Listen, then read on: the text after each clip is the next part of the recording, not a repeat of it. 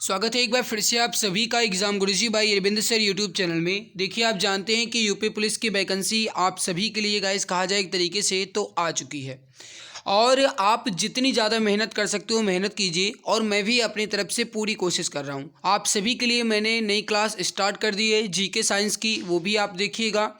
इसके अलावा UP GK में करवा रहा हूँ, ठीक है। भले ही थोड़ा सा टाइम से नहीं चल पाती है लेकिन क्लास में आपकी डेली करवाऊँगा, ओके भाई। इसके अलावा हिंदी की क्लास हो रही है, उन क्लास को देखिए। और भाई अगर आप इसकी पीडीएफ नहीं पाते हैं तो आप टेलीग्राम ज्वाइन कर लो, वहाँ पे आपको इसकी पीडीएफ मिल जाएगी, आंसर के साथ आप पीडीएफ ले लीजिएगा, ठीक है। तो आज की ये बेहतरीन क्लास आपको कैसी लगती है ये आप अंत में ज़रूर बता देना। चलिए शुरू करते हैं आज की इस इंपॉर्टेंट क्लास। जैसा आप जानते हैं कि मैं अपने इस यूपी जीके की क्लास को चैप्टर वाइज पहले कंप्लीट करवा रहा हूं, क्योंकि गाइस मैं ये सोच रहा हूं कि पहले आपके चैप्टर वाइज जो टॉपिक्स हैं ये कंप्लीट हो जाएं, उसके बाद मैं मिक्स क्वेश्चन की प्रैक्टिस करवा दूंगा, ठीक है। लेकिन पहले ये चैप्टर कंप्लीट हो जाए और मैं बहुत दिन नहीं, मुश्किल से आगे आने वाले 4 से 5 दिन या फिर गाइस कहा जाए तो एक सप्ताह के अंदर अंदर ये पूरी बुक खत्म कर दूंगा और उसके बाद मैं आपके मिक्स प्रैक्टिस सेट स्टार्ट कर दूंगा, ठीक है, जो कि यूपी जीके का है। इसके अलावा मिक्स जीके क्वेश्चन और जो साइंस के क्वेश्चन है वो तो आपकी चल ही रही है, आप उसे जरूर देख लेना। आज की जो टॉपिक है यह है सिंचाई एवं बहुउद्देशीय नदी घाटी परियोजना, जो कि कहा जाए काफ़ी ज़्यादा इंपॉर्टेंट टॉपिक है और इससे एग्जाम में सवाल पूछे ही जाते हैं। चलिए आज के इस टॉपिक से देखते हैं पहला सवाल आपसे क्या पूछा जा रहा है। पहला क्वेश्चन है जो कि यूपी पीसीएस प्रीलिम्स 2022 में पूछा गया है। सवाल है कि निम्नलिखित में से कौन सा एक बांध उत्तर प्रदेश में नहीं है। ध्यान दीजिएगा, आपको ये बताना है कि इसमें से कौन सा एक बांध है जो उत्तर प्रदेश में नहीं है। देखिए, अहरौरा बांध ये उत्तर प्रदेश में है, अडवा बांध ये भी उत्तर प्रदेश में है, बघेलखंड ये भी उत्तर प्रदेश में है, लेकिन बदुआ बांध जो है ये आपका उत्तर प्रदेश में नहीं है, ये जो है आपका ये बिहार में है। चलिए इसके एक्सप्लेनेशन को देख लेते हैं मेरे प्यारे भाई। समझिएगा, यहाँ पे जो अहरौरा बांध है यह उत्तर प्रदेश के मिर्ज़ापुर में है, अडवा बांध जो है ये उत्तर प्रदेश के मिर्ज़ापुर में है, जबकि बघेलखंड बांध जो है ये उत्तर प्रदेश के बलरामपुर में है और जो बदुआ बांध है यह बिहार के बांका में है। तो ये आपका राइट आंसर हो जाएगा, डी ऑप्शन करेक्ट आंसर हो जाएगा। मैं एक बात आपको और बता दूं कि मैं जल्दी जल्दी क्वेश्चन कंप्लीट करवाऊंगा, क्योंकि हमारा टारगेट होता है कम समय में अधिक क्वेश्चन करवाना, क्योंकि यहाँ पे गाइज आपके एमसीक्यूज दिए गए हैं और मुझे एक्सप्लेन भी करना है, इस वजह से मैं ज़्यादा आपका टाइम नहीं लूँगा। आप जितनी जल्दी हो सके उतना जल्दी क्वेश्चन का आंसर दीजिएगा, ठीक है। आगे बढ़ते हैं, अगला सवाल है आपके सामने। यूपीपीएससी हस्बेंड्री मेडिकल ऑफिसर में क्वेश्चन पूछा गया है। क्वेश्चन है कि उत्तर प्रदेश की सबसे बड़ी बहुउद्देशीय परियोजना निम्नलिखित में से कौन सी है। आपको बताना है कि इसमें से उत्तर प्रदेश की सबसे बड़ी बहुउद्देशीय परियोजना कौन सी है।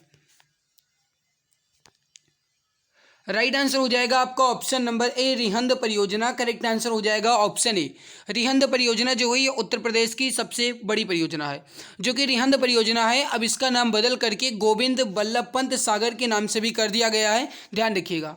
यह उत्तर प्रदेश की सबसे बड़ी बहुउद्देशीय परियोजना है। रिहंद बांध उत्तर प्रदेश में सोनभद्र जिले के पिपरी गांव में स्थित है और एक गुरुत्वाकर्षण बांध है, ठीक है। और रिहंद बांध या फिर गाइस कहा जाए तो ये जो रिहंद परियोजना है इसके रिहंद बांध के नाम पे बनी है और इसके नाम को बदल करके गोविंद बल्लभ पंत सागर कर दिया गया है। इस बात को भी आप ध्यान रखिएगा। अगला सवाल है आपके सामने कि उत्तर प्रदेश में सिंचाई का सबसे बड़ा स्रोत कौन सा है। ये आपका सवाल पूछा गया है UP PCS mains GS first 2015 में। उत्तर प्रदेश में सिंचाई का सबसे बड़ा स्रोत क्या है। राइट आंसर जो हो जाएगा ये हो जाएगा आपका ऑप्शन नंबर सी, नलकूप। नलकूप जो है ये उत्तर प्रदेश में सिंचाई का सबसे बड़ा स्रोत है। करेक्ट आंसर हो जाएगा आपका सी ऑप्शन। जो भी डी आर ऑप्शन सी बता रहे हैं नलकूप, बिल्कुल सही, बिल्कुल परफेक्ट आंसर आपका हो जाएगा। समझिएगा, उत्तर प्रदेश का नहर सिंचाई में देश में पहला स्थान है। प्रदेश में कुल मिलाकर के 2166 यानी 2166,000 हेक्टेयर यानी 15.2% क्षेत्र जो हैं इन नहर सिंचाई के अंतर्गत आते हैं। और उत्तर प्रदेश के पश्चिमी भागों में नहरों का घनत्व ज़्यादा है। आपसे एग्जाम में ऐसे भी सवाल पूछा जा सकता है कि उत्तर प्रदेश के किस क्षेत्रों में नहरों से ज़्यादा सिंचाई होती है, तो आप क्या कहेंगे, पश्चिमी क्षेत्रों में। उत्तर प्रदेश के विभिन्न क्षेत्रों में जो मुख्य रूप से साधन प्रयोग किए जाते हैं उसमें देख लीजिए, नलकूप का 74.9% का उपयोग किया जाता है, जबकि नहर को 15.2%, कुआं का 8.8%, तालाब झील को 0.5%, इसके अलावा अन्य 0.6%।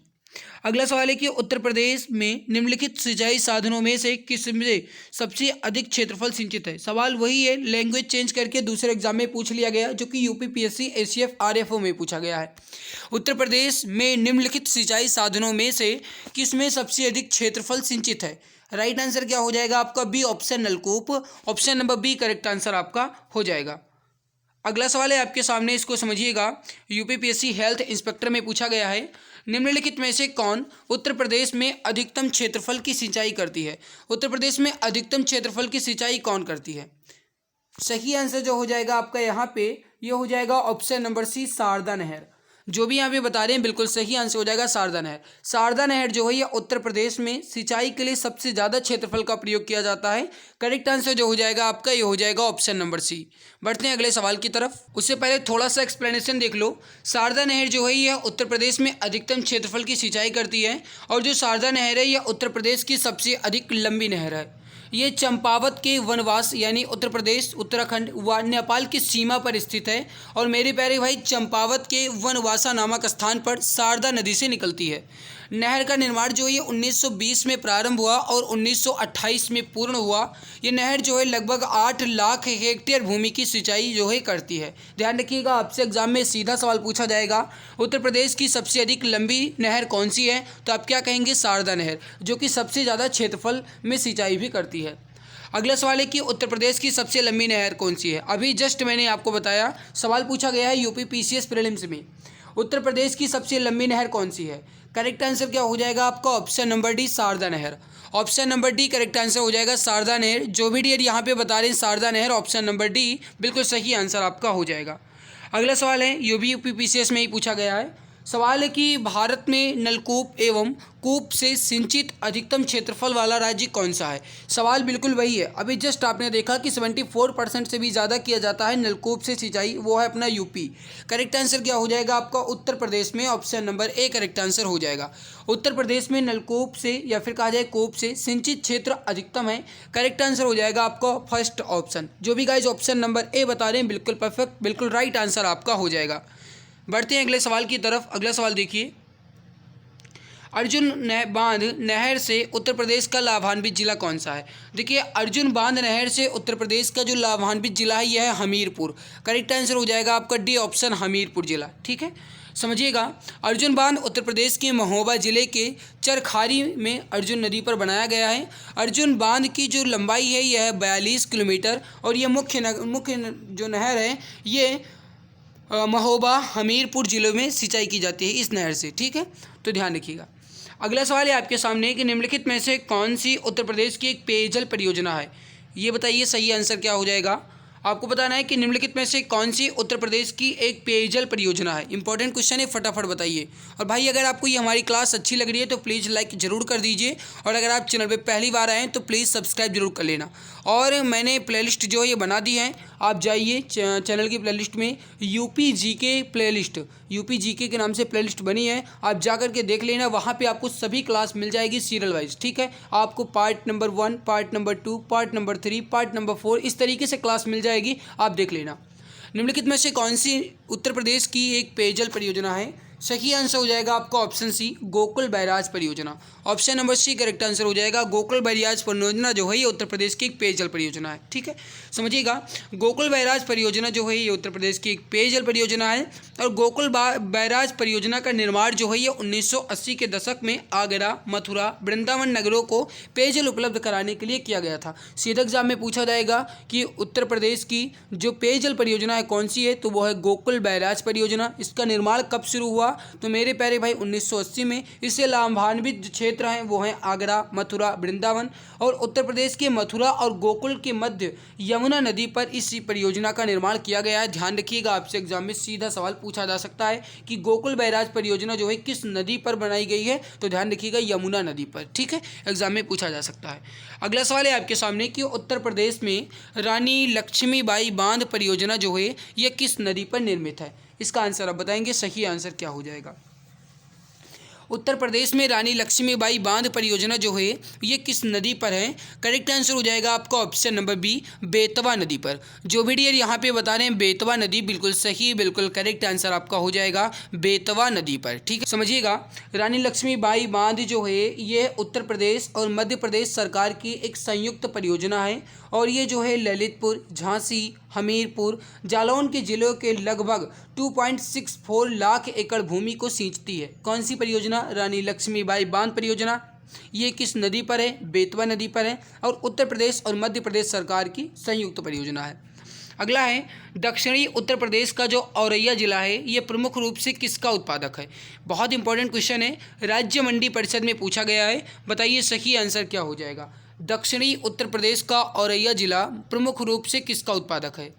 सही आंसर जो हो जाएगा ये हो जाएगा आपका ऑप्शन नंबर सी, शुद्ध देसी घी का। करेक्ट आंसर क्या हो जाएगा? शुद्ध देसी घी। ऑप्शन सी परफेक्ट आंसर आपका हो जाएगा। अगला सवाल है आपके सामने कि प्राकृतिक रूप से उगने वाली बहुवर्षीय घास जिसे स्थानीय बोली में डैश के रूप में जाना जाता है अमेठी जिले के तराई क्षेत्रों में पाई जाती है। स्थानीय लोग इस घास से कई प्रकार के सजावटी सामान और घरेलू उत्पाद बनाते हैं जिन्हें मूंज उत्पाद कहा जाता है। अब आप समझ गए होंगे कहने का मतलब क्या है। आप जानते हैं गाइस कि गाँव की भाषा में कहा जाता है कि मूंजा, या फिर कहा जाए मेरे प्यारे भाई आपने देखा होगा कहते हैं कि ये कुश है, कुश। तो मेरे प्यारे भाई जो कुश होता है कुश के समान ही होता है, ये होता है आपका एक सरपत। करेक्ट क्या हो जाएगा? सरपत। तो जो सरपत है गाइस इसे ये एक बहुवर्षीय घास है और इसे मुख्य रूप से सरपत कहा जाता है। ठीक है, अमेठी जिले के तराई क्षेत्रों में ज़्यादा पाई जाती है, हालांकि ज़्यादा पाई जाती है और अगर कहा जाए तो यूपी में भी कई सारे जिलों में ये पाई जाती है। ठीक है, और इससे मूंज उत्पाद बनाए जाते हैं, जैसे गाइस कहा जाए तो डलिया वगैरह बनाई जाती है इससे, है ना। तो राइट क्या हो जाएगा? बी ऑप्शन सरपत। समझिएगा थोड़ा सा, जो सरपत है गाइस ये कुछ तरह की घास होती है जिसे टहनियाँ नहीं होती, टहनियाँ इसमें नहीं होती, एक तरीके से घास ही होती है। आपने देखा होगा जो गाइस पेड़ होते हैं या बगीचे होते हैं उसमें ज़्यादा होती है ना। अगला है कि निम्नलिखित में से कौन सी फसल उत्तर प्रदेश में आमतौर पर या व्यापक रूप से उगाई नहीं जाती? अब देखो आमतौर पर या व्यापक रूप से उगाई नहीं जाती मतलब उत्तर प्रदेश में बहुत फेमस फसल नहीं है। तो देखो गेहूं तो है ही भाई, चावल भी है, तिलहन भी है। कपास का उपयोग जो है ये अपने या फिर कपास का उत्पादन जो है ये अपने यूपी में व्यापक रूप से नहीं होता है। तो राइट आंसर क्या हो जाएगा आपका? डी ऑप्शन कपास। जो भी डियर यहाँ पे बता रहे हैं कपास, बिल्कुल सही आंसर हो जाएगा आपका, बिल्कुल परफेक्ट आंसर आपका हो जाएगा। देखिए समझिएगा उत्तर प्रदेश में व्यापक रूप से उगाई जाने वाली फसल जो है ये है गेहूँ, चावल, तिलहन, गन्ना, जो कि सबसे ऊपर है जौ। कपास जो है उत्तर प्रदेश में नहीं उगाया जाता। कपास के लिए जो मिट्टी की उपयोग ज़रूरत होती है वो होती है काली मिट्टी की, और काली मिट्टी जो है गाइस ये कहा जाए तो गुजरात और महाराष्ट्र जैसे क्षेत्रों में सबसे ज़्यादा पाई जाती है। काली मिट्टी को उत्तर प्रदेश में करेल मिट्टी के नाम से भी जाना जाता है, ये बात भी ध्यान रखिएगा। आपसे एग्जाम में ऐसे सवाल पूछे जाएंगे कि काली मिट्टी को उत्तर भारत में किस नाम से जाना जाता है, तो करेल मिट्टी के नाम से हम जानते हैं काली मिट्टी को। ठीक है, काली मिट्टी को कपासीय मिट्टी भी कहा जाता है, काली मिट्टी को लावा मिट्टी भी कहा जाता है। काली मिट्टी को कई नामों से जाना जाता है। ठीक है, मुख्य रूप से गुजरात और महाराष्ट्र क्षेत्रों में ज़्यादा पाई जाती है। अगला, उत्तर प्रदेश में नींबू प्रधानता कहाँ उगाया जाता है? नींबू का उत्पादन जो है उत्तर प्रदेश में ज़्यादा कहाँ होता है? राइट आंसर जो हो जाएगा आपका ये हो जाएगा ऑप्शन नंबर ए, सहारनपुर और मेरठ में। करेक्ट आंसर हो जाएगा आपका ऑप्शन नंबर ए, सहारनपुर और मेरठ में जो नींबू का है ये उत्पादन सबसे ज़्यादा होता है। करेक्ट आंसर जो हो जाएगा आपका ये हो जाएगा फर्स्ट ऑप्शन, सहारनपुर और मेरठ में। समझिएगा नींबू का जो वैज्ञानिक नाम है यह है साइट्रस लीमोन। ध्यान रखिएगा, आपसे एग्जाम में पूछा जाएगा कि नींबू का वैज्ञानिक नाम क्या है, तो साइट्रस लीमोन जो है ये नींबू का साइंटिफिक नेम है। ये बात आप ध्यान रखिएगा। ठीक है मेरे प्यारे भाई, और आगे बढ़ने से पहले आपको बता दें, आगे बढ़ने से पहले मैं आपको बता दूं UP police, UPSI, SSC GD, MTS, railway, अन्य कोई भी अगर आप तैयारी कर रहे हैं तो आपके अंदर की जीके का डर खत्म हो जाएगा। इसमें वही प्रश्न रखे गए हैं जो हर पेपर में पूछे गए हैं और टॉपिक वाइज कवर किए गए हैं। इसमें इतिहास, अर्थशास्त्र, भौतिक विज्ञान, रसायन विज्ञान और नीचे देखेंगे जीव विज्ञान, संविधान, भूगोल, स्टैटिक, जीके के साथ 288 पेज में इस ई बुक को तैयार किया गया है। और इस ई बुक को आप देख सकते हैं कि किस तरह, जैसे यहाँ पे आप इतिहास देखें, किस तरह वन लाइनर के रूप में एक एक की पॉइंट को रखा गया है जो आपके लिए रामबाण साबित होगा, और इमेज और कलरफुल के साथ इस ई बुक को तैयार किया गया है। जिससे आपके अंदर पढ़ने की रुचि हो, और पढ़ने के बाद मैं ये दावे के साथ कहता हूँ आपके अंदर का पूरा जो डर है जीके का वो ख़त्म हो जाएगा, और ये आपके लिए यह ई बुक रामबाण साबित होगी। अगर आप इस ई बुक को परचेज करना चाहते हैं, अपने अंदर के जीके का डर भगाना चाहते हैं, तो इस ई बुक को अभी मात्र 39 रुपये में परचेज कर सकते हैं। इस ई बुक को परचेज करने के लिए आपको ये नीचे में आपको UPI ID दिया गया है पूजा BCIT05@OKSBI। इस पर आप 39 रुपये पे करके आपको इस नंबर पे स्क्रीनशॉट सेंड करना है, और यहाँ पे आपको ई बुक सेंड कर दी जाएगी। अगर आपको नहीं पता है ई बुक हमें कैसे परचेज करनी है, तो इस नंबर पे आपको व्हाट्सएप मैसेज करना है, यहाँ आपको पूरी जानकारी दे दी जाएगी। चलिए अगला सवाल है कि भारत के कुल गन्ना उत्पादन का कितना प्रतिशत उत्तर प्रदेश पैदा करता है। देखो कहा जाए मेरे प्यारे भाई तो उत्तर प्रदेश जो है गन्ना के उत्पादन में नंबर 1 पे है। तो राइट यहाँ पे क्या हो जाएगा 25 से 40% के लगभग डी ऑप्शन करेक्ट आंसर आपका हो जाएगा। ठीक है, देखिए जो उत्तर प्रदेश है ये गाइस कहा जाए तो गन्ना उत्पादन में नंबर 1 पे लगभग आ रहा है। ये उत्तर प्रदेश जो कि 41% अकेला करता है, यानी 25 से 40%, यानी लगभग 41%। महाराष्ट्र जो है गाइस ये दूसरे नंबर पे 20.4%। तमिलनाडु जो है 19.94%। कर्नाटक जो है 10.47% और हरियाणा पंजाब इसके बाद। ठीक है, अगला है कि भारत में आमों का सबसे बड़ा उत्पादक राज्य कौन सा है। आम का सबसे बड़ा उत्पादक राज्य कौन सा है ये आपको बताना है। ग्राम विकास अधिकारी 2018 में पूछा गया है। राइट आंसर जो हो जाएगा ये हो जाएगा उत्तर प्रदेश। उत्तर प्रदेश जो है भारत में आम का सबसे बड़ा उत्पादक राज्य है। करेक्ट आंसर हो जाएगा आपका डी ऑप्शन उत्तर प्रदेश। ठीक है, अगला सवाल है कि इनमें से कौन सी मुख्य एजेंसियों में से एक नहीं है जो उत्तर प्रदेश में भारी मात्रा में अनाज भंडारण में शामिल है। अब देखो यहाँ पे राइट क्या हो जाएगा आपका FDI, बी ऑप्शन करेक्ट हो जाएगा। समझिएगा, किसी एक देश की कंपनी का किसी दूसरे देश में निवेश किया जाता है तो उसे FDI या फिर कहा जाए प्रत्यक्ष विदेशी निवेश कहा जाता है। एक देश की कंपनी दूसरे देश में अपना निवेश करे तो उसे आप प्रत्यक्ष विदेशी निवेश या FDI कहेंगे। इसका संबंध जो है अनाज भंडारण से नहीं है। जबकि यहाँ पे जो लिखा गया है FCI जो लिखा गया है यानी भारतीय खाद्य निगम, इसका संबंध अनाज भंडारण से है। CWD जो लिखा गया है यहाँ पे मतलब जो केंद्रीय भंडारण निगम है ये भी आपके अनाज भंडारण से है। इसके अलावा जो यहाँ पे लिखा गया है SWC यानी कि जो राज्य भंडारण निगम है ये भी आपके अनाज भंडारण से है। लेकिन FDI जो है ये अनाज भंडारण से नहीं होता है। तो राइट आंसर ही हो जाएगा आपको ऑप्शन नंबर बी। समझ में आ गया होगा। आगे बढ़ते हैं, अगला सवाल देखते हैं। अगला सवाल है कि उत्तर प्रदेश में निम्नलिखित में से किस जिले में बाबू गेंदा सिंह गन्ना शोध संस्थान है। आपको बताना है कि उत्तर प्रदेश के किस जिले में बाबू गेंदा सिंह गन्ना शोध संस्थान जो है ये स्थित है। राइट आंसर हो जाएगा आपका फर्स्ट ऑप्शन कुशीनगर में। करेक्ट आंसर जो हो जाएगा आपका ये हो जाएगा कुशीनगर में। ठीक है, ऑप्शन ए करेक्ट आंसर हो। देखिए समझिएगा, बाबू गेंदा सिंह गन्ना शोध संस्थान उत्तर प्रदेश के कुशीनगर में है। यह संस्थान जो है ये सेवरही नामक स्थान पर है। इस शोध संस्थान की स्थापना जो है 1976 में की गई थी और इस संस्थान के पहले निदेशक जो थे ये डॉक्टर HN सिंह बनाए गए थे। ध्यान रखिएगा। अगला है कि उत्तर प्रदेश का बीज प्रमाणीकरण ब्यूरो जो है ये कहाँ स्थित है। उत्तर प्रदेश का बीज प्रमाणीकरण ब्यूरो कहाँ स्थित है। सही आंसर हो जाएगा आपका ये हो जाएगा Alambagh. Option number A correct answer हो जाएगा आलमबाग में। ठीक है, आलमबाग में, आलमबाग यानी कि लखनऊ के साइड में।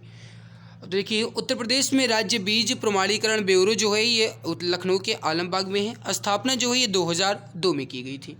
उत्तर प्रदेश में कृषक समृद्धि आयोग की स्थापना निम्नलिखित में से किस वर्ष की गई थी। इंपॉर्टेंट सवाल है, बताइए राइट आंसर क्या हो जाएगा। उत्तर प्रदेश में कृषक समृद्धि आयोग की स्थापना जो है ये निम्नलिखित में से किस वर्ष में हुई थी। UPPSC RO ARO mains exam 2021 में पूछा गया है। राइट आंसर हो जाएगा 2017 में। Option number B correct answer हो जाएगा। कृषक समृद्धि आयोग की स्थापना जो है 2017 में हुई थी। ऑप्शन बी आपका परफेक्ट आंसर हो जाएगा। आगे बढ़ते हैं, अगला सवाल है कि उत्तर प्रदेश का परीक्षा बांध किस नदी पर अवस्थित है। जो उत्तर प्रदेश का परीक्षा बांध है ये किस नदी पर है ये आपको बताना है। सही आंसर हो जाएगा आपका ये हो जाएगा बेतवा नदी पर। Option number A correct answer हो जाएगा। परीक्षा बांध जो है ये उत्तर प्रदेश में झांसी जिले के पारीक्षा नामक स्थान पर बेतवा नदी पर बनाया गया है। इसके अलावा अभी आपने देखा था रानी लक्ष्मीबाई बांध परियोजना जो है ये किस नदी पर है, तो वो भी इसी पर था। अगला है कि उत्तर प्रदेश में आलू का निर्यात जोन जो है कहाँ पे स्थित है। बताएंगे उत्तर प्रदेश में आलू निर्यात जोन कहाँ पे स्थित है? सही आंसर हो जाएगा आपका, हो जाएगा ऑप्शन नंबर ए, आगरा में। ऑप्शन ए आपका करेक्ट आंसर हो जाएगा। उत्तर प्रदेश के तराई क्षेत्र में मुख्य रूप से उगाई जाने वाली सुगंधित चावल की किस्म का नाम बताएं।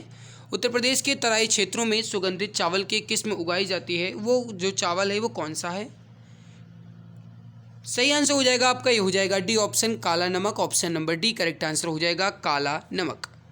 अगला सवाल देखते हैं। अगला सवाल है कि उत्तर प्रदेश में नहरों के माध्यम से सतह के पानी की बेहतर आपूर्ति प्रदान करने के लिए इनमें से कौन सा प्रमुख सिंचाई और बहुउद्देशीय परियोजनाओं में से एक नहीं है? अब देखो गाइस, शारदा सहायक है भाई, गंडक परियोजना ये भी है, रामगंगा ये भी है, वर्षा जनक कोई थोड़ी है। ऑप्शन नंबर ए आपका करेक्ट आंसर हो जाएगा, वर्षा जनक। अगला सवाल देखते हैं। उत्तर प्रदेश राज्य में टिहरी बांध परियोजना किस देश के सहयोग से पूरी की जाएगी? आपको हालांकि पूरी हो चुकी है, ये 2016 में ही सवाल पूछा गया था राजस्व निरीक्षक में। उत्तर प्रदेश में जो टिहरी बांध परियोजना है यह किस देश के सहयोग से बनाई गई है, ये आप बताइए। राइट हो जाएगा आपका सोवियत रूस। ऑप्शन डी करेक्ट आंसर हो जाएगा, सोवियत रूस के सहयोग से। ऑप्शन डी आपका परफेक्ट आंसर हो जाएगा।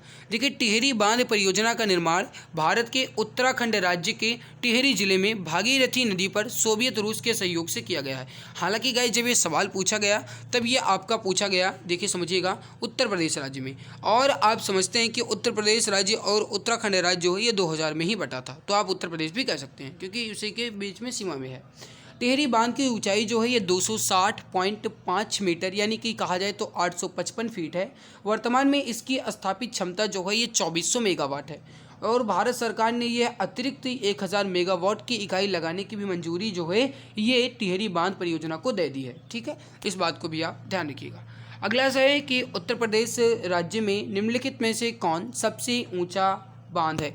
आपको बताना है कि उत्तर प्रदेश में निम्नलिखित में से कौन सबसे ऊंचा बांध है। लघु सिंचाई विभाग 2015 में पूछा गया है। राइट हो जाएगा रामगंगा बांध। ऑप्शन बी करेक्ट आंसर आपका हो जाएगा, रामगंगा बांध, जो कि बिजनौर में है, ध्यान रखिएगा। अगला है कि उत्तर प्रदेश राज्य में परीक्षा बांध किस नदी पर बनाया गया है? जस्ट अभी थोड़ी देर पहले आपने देखा है, जो परीक्षा बांध है यह उत्तर प्रदेश के किस में है? ऑप्शन नंबर सी, बेतवा में। Option number C correct answer हो जाएगा, बेतवा नदी पर बनाया गया है परीक्षा बांध। और मेरे प्यारे भाई ध्यान रखिएगा, इसके जलाशय का उपयोग जो है ये बिजली उत्पादन के लिए परीक्षा थर्मल पावर प्लांट द्वारा किया जाता है। बेतवा नदी जो है यह हमीरपुर के निकट यमुना नदी में भी मिल जाती है, ये बात भी आप ध्यान रखिएगा। ठीक है, चलिए अब अगला टॉपिक देख लेते हैं। ये टॉपिक है आपका पर्यटन से संबंधित। अब इसमें पर्यटन के ज़्यादा क्वेश्चन नहीं दिए गए हैं, मुश्किल से 7 या 8 ही क्वेश्चन दिए गए हैं। तो हम 7-8 जो क्वेश्चन दिए गए हैं, 8वां चैप्टर है, इसे हम जल्दी से कंप्लीट कर लेते हैं, उसके बाद अगला चैप्टर देखेंगे। सवाल है कि आर्यभट्ट नक्षत्रशाला जो है कहाँ स्थित है? और मेरे प्यारे भाई बस आपसे कहना चाहेंगे कि अगर आपको ये हमारी मेहनत अच्छी लग रही है और अगर आप चैनल पे पहली बार आए हो तो प्लीज़ सब्सक्राइब जरूर कर लो। और मैं आपको एक बात और बता दूं कि जो मैं आपकी क्लास करवा रहा हूं, अगर आप ये पूरी सीरीज़ देख लेते हो तो मैं गारंटी के साथ कह सकता हूं कि यूपी जीके आपको बहुत अच्छे से आ जाएगा और आपको बहुत ज़्यादा मदद मिल पाएगी। तो प्लीज़ मेरे प्यारे भाई, अगर आप चैनल पर पहली बार आए हो तो सब्सक्राइब कर बेल बटन को प्रेस करके सेलेक्ट ऑल पर जरूर क्लिक कर दीजिएगा, ताकि वीडियोज़ की नोटिफिकेशन आपको समय से मिला करे। और अगर क्लास अच्छी लगती है तो प्लीज़ एक बार क्लास को दिल की गहराई से लाइक जरूर कर देना। आर्यभट्ट नक्षत्रशाला जो है यह उत्तर प्रदेश के रामपुर में है। Option B is correct answer, Rampur. देखिए समझिएगा, इंदिरा गांधी नक्षत्रशाला जो है ये आपका लखनऊ में है। वीर बहादुर सिंह नक्षत्रशाला जो है ये आपकी गोरखपुर में है। इसके अलावा जो डॉक्टर भीमराव अंबेडकर या फिर कहा जाए आर्यभट्ट नक्षत्रशाला, बात एक ही है, आर्यभट्ट नक्षत्रशाला का नाम बदल करके भीमराव अंबेडकर नक्षत्रशाला कर दिया गया है, ये आपका रामपुर में है।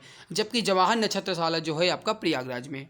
अगला है कि डॉक्टर भीमराव अंबेडकर नामक नक्षत्रशाला जो है कहाँ स्थित है? जस्ट अभी आपने देखा कि चाहे डॉक्टर भीमराव अंबेडकर नक्षत्रशाला पूछे या आपसे पूछे आर्यभट्ट नक्षत्रशाला, आप कहेंगे ये रामपुर में है। ऑप्शन नंबर ए आपका करेक्ट आंसर हो जाएगा। जो भी डियर यहाँ पे ऑप्शन ए बता रहे हैं बिल्कुल सही, बिल्कुल करेक्ट आंसर आपका हो जाएगा। और मेरे प्यारे भाई, ये जो है ये डॉक्टर भीमराव अंबेडकर नक्षत्रशाला ये प्रदेश की पहली डिजिटल नक्षत्रशाला है, ये बात भी आप ध्यान रखिएगा। अगला है कि प्रयागराज में स्थित अल्फ्रेड पार्क का पुनः नामकरण जो है यह किसके नाम पर किया गया है? सही आंसर हो जाएगा आपका option number B, Chandrashekhar Azad के नाम पर। Option B is correct answer.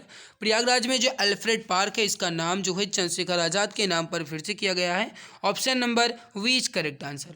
अगला है कि ब्रांड उत्तर प्रदेश सृजन के लिए उत्तर प्रदेश के पर्यटन द्वारा किस उपागम को अपनाया गया है।